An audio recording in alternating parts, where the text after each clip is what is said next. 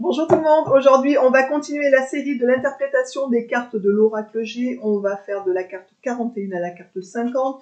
Bienvenue à ceux qui tombent ici par hasard et qui sont intéressés par l'oracle G, d'en savoir un petit peu plus, qui ont envie d'apprendre cette belle oracle et qui ont envie du coup d'avoir des informations sur les cartes.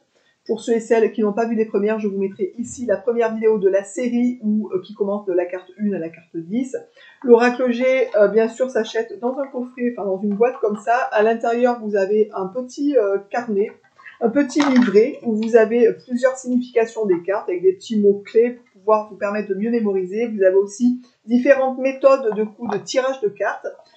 Vous avez aussi, du coup, le grand livre de l'oracle G qui est comme ça, qui est vraiment sympa, de Gérard Barbier. C'est un livre qui est vraiment bien fait, ça permet du coup d'avoir une signification un peu plus poussée que le petit livret où il y a juste quelques petits mots en fait.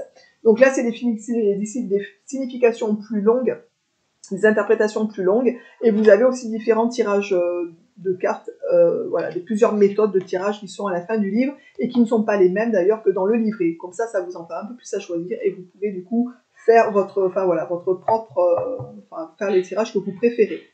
Alors, au niveau, maintenant on va faire de la carte 41 à la carte 50. On va commencer bien entendu par la carte 41 de l'oracle G qui représente la carte de l'hiver. Donc c'est une carte de saison. Et du coup, elle sert bien entendu, comme toutes les cartes de saison que vous avez déjà vues dans les séries, elle sert à dater les événements. Et donc là, on est clairement sur la saison de l'hiver, où ça peut aussi donner un état sur une durée de 3 mois, en fait, voilà. Et en fonction des cartes voisines, ça peut aussi indiquer que vous vous engagez sur une voie stérile et que les projets, pour le moment, sont gelés. Mais d'une manière générale, cette carte vraiment délimite un événement dans le temps.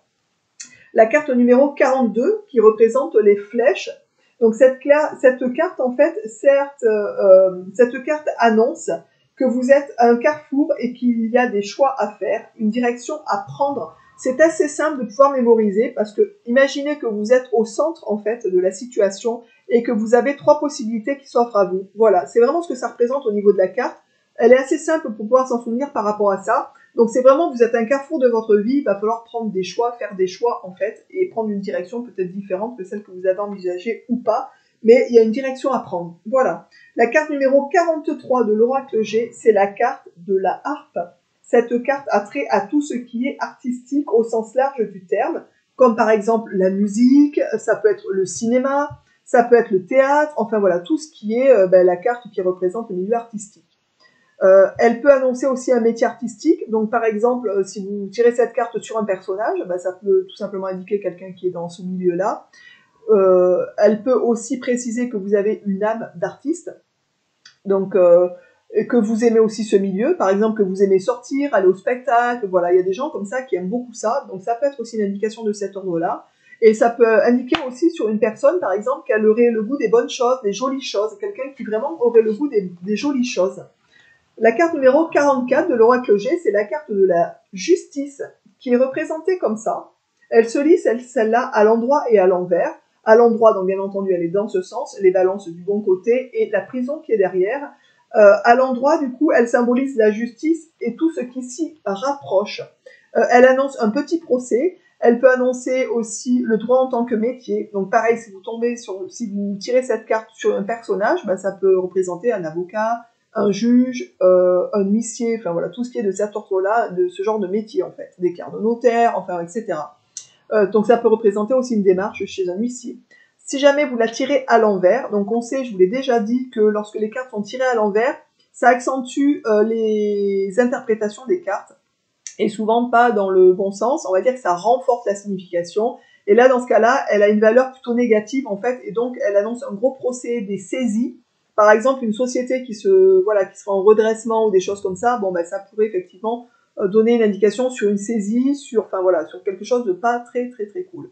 Avec la carte numéro 1, par exemple le soleil, elle peut nous indiquer que le procès est gagné, puisqu'on se rappelle que la carte numéro 1, le soleil, représente du coup le triomphe, la victoire. Donc voilà, donc c'est la victoire sur le procès.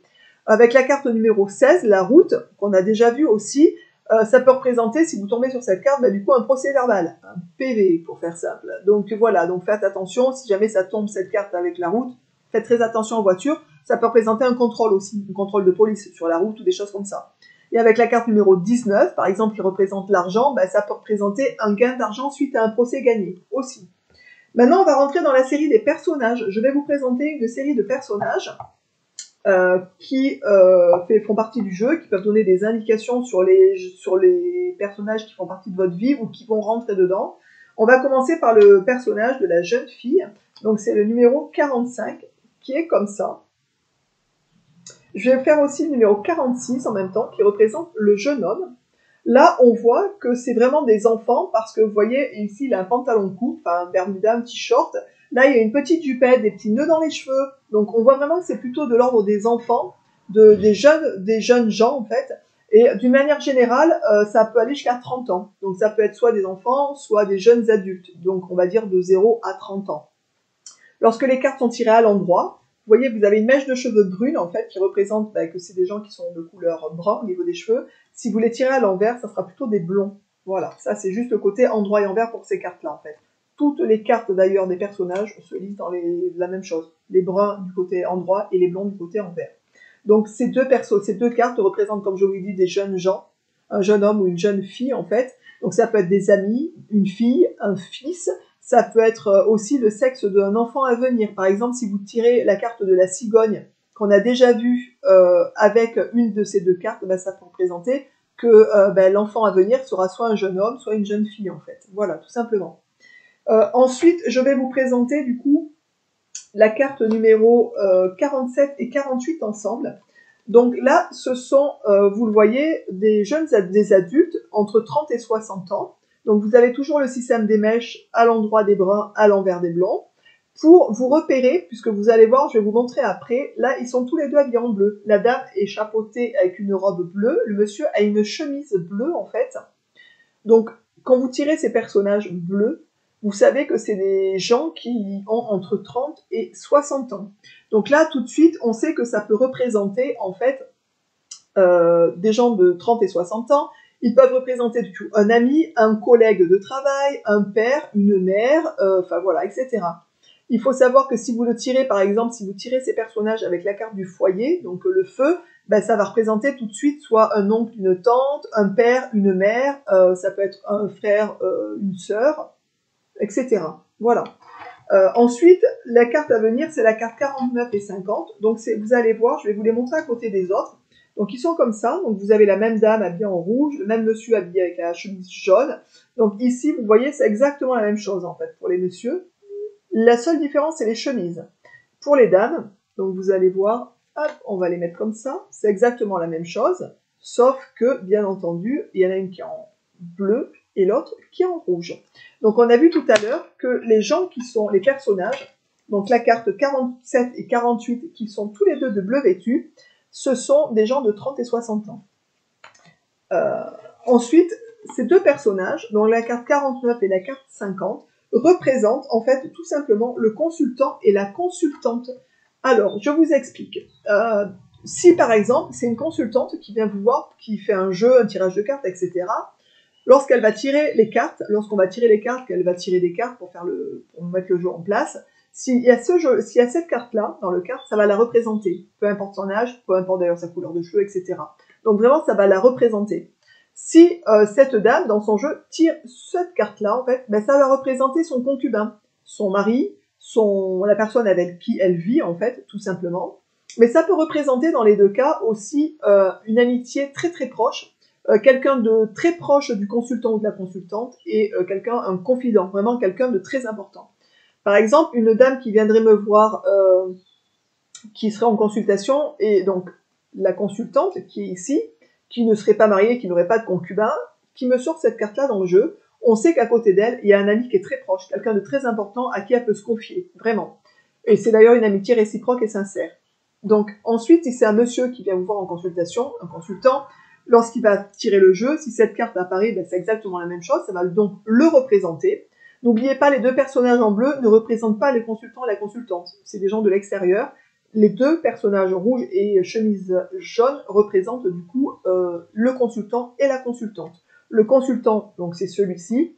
Si dans son jeu, il tire cette dame habillée de rouge, du coup, ça sera sa concubine, sa femme, son épouse, voilà, etc.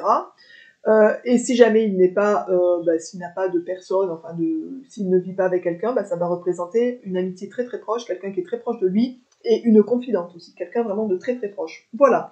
J'espère que cette nouvelle série vous aura plu. Il nous en reste une à faire, ça sera la dernière. N'hésitez pas à aller voir la première que je vous renoterai ici pour ceux et celles qui n'ont pas vu du tout le début. J'ai, comme je vous l'ai déjà dit, fait le choix de faire des vidéos par série de 10, puisque après c'est beaucoup trop long, les vidéos seraient trop longues et ça serait fatigant de suivre du début à la fin.